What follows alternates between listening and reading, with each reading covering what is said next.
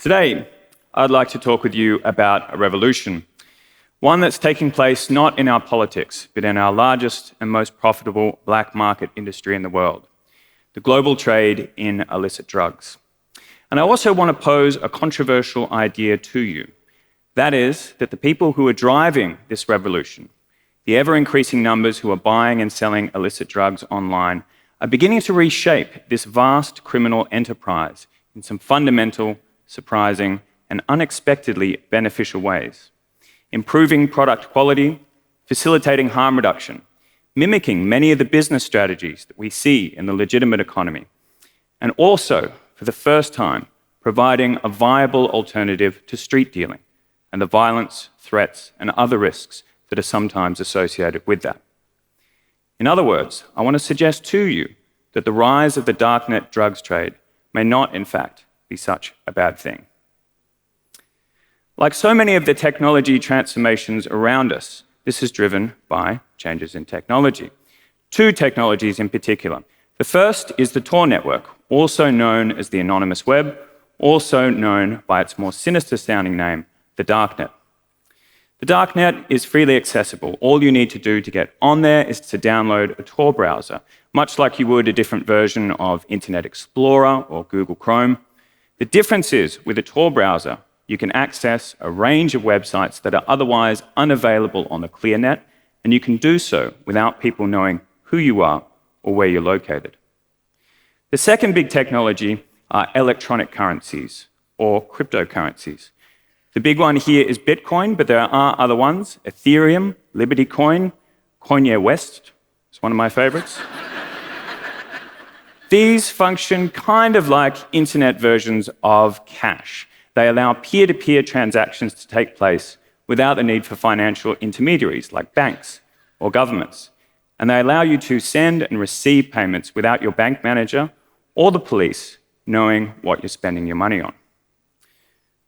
Together, these two technologies facilitated the development of the first anonymous darknet marketplaces, or crypto markets, with the first major one of these, Silk Road, coming online back in 2011. Unsurprisingly, it quickly came to the attention of law enforcement and the press, who dubbed it the eBay of illicit drugs, which is not actually a bad description because, like eBay, none of these sites actually sell anything to you directly. They simply host the encrypted, secure infrastructure that allow buyers and sellers who are geographically disparate, often located in different countries or even different continents, to come together anonymously, to share information, to advertise products, and to make transactions, on which the administrators of the site charge a small commission before the goods are sent directly from the seller to the buyer directly in the post.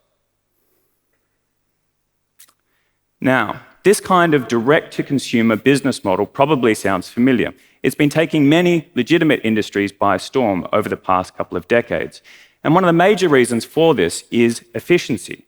By communicating directly with customers online, businesses are able to cut out many of the middlemen that are traditionally associated with a supply chain.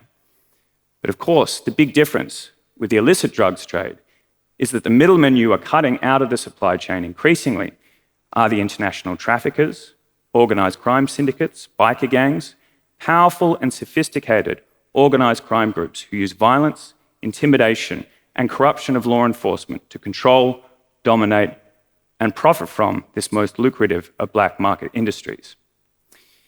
In many ways, these conventional organized crime groups are the criminal equivalent of the big corporate retail giants who used to dominate the sector before the rise of legitimate online retailing.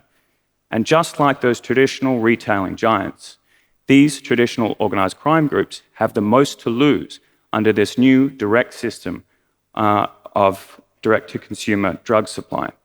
After all, who needs an international trafficker or a local dealer when you can access the finest cannabis or MDMA directly from a supplier in British Columbia or the Netherlands? But the similarities with other tech trends don't end there. For those of you who have never seen a crypto market, this is what they look like. This is a screenshot from one of the most popular darknet marketplaces currently in operation, and you can immediately see a number of striking similarities with a legitimate trading website. You have your different product categories, news, account information, messages from the site administrator. It's only when you start to look at the products themselves and the advertisements that you get the unambiguous sense that you've wandered somewhat off the beaten track. For consumers, the range of choice on offer is unbelievable.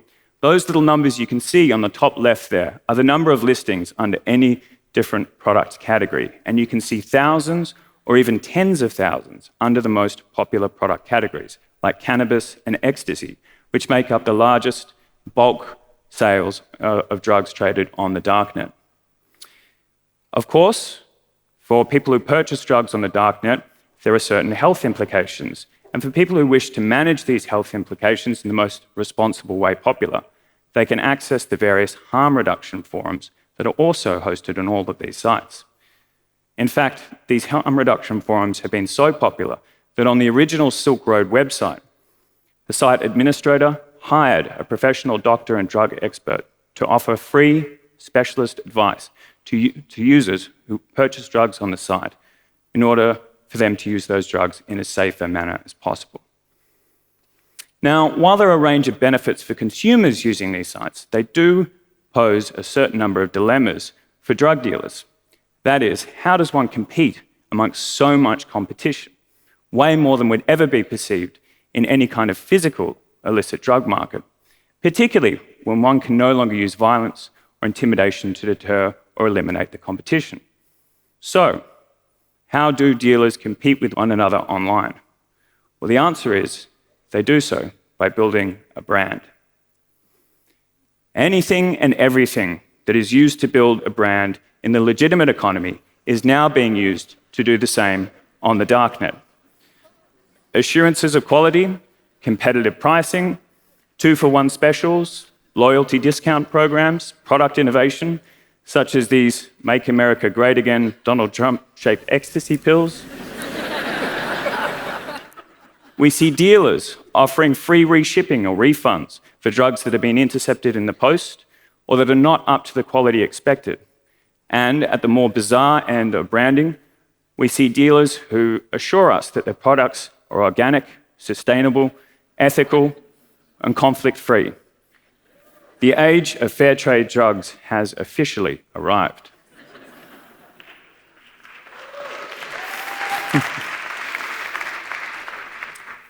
What these innovations show us is how creative dealers have to be to compete with one another online.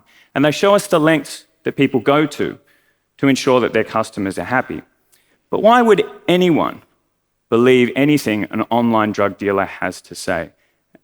And importantly, why are drug dealers so keen to keep their customers happy? Well, this takes us to the final key innovation and another striking similarity with tech trends revolutionizing the legitimate economy: customer feedback.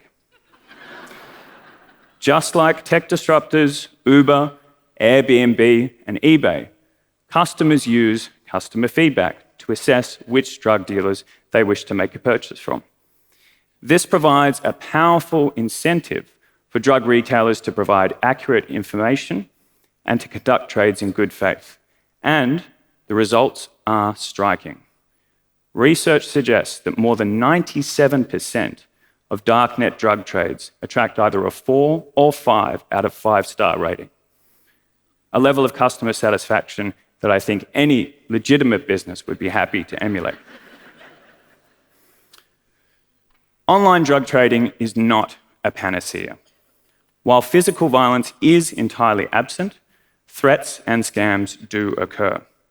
And more importantly, people have overdosed from drugs that they've purchased on the darknet. But we cannot arrest and imprison our way out of this problem.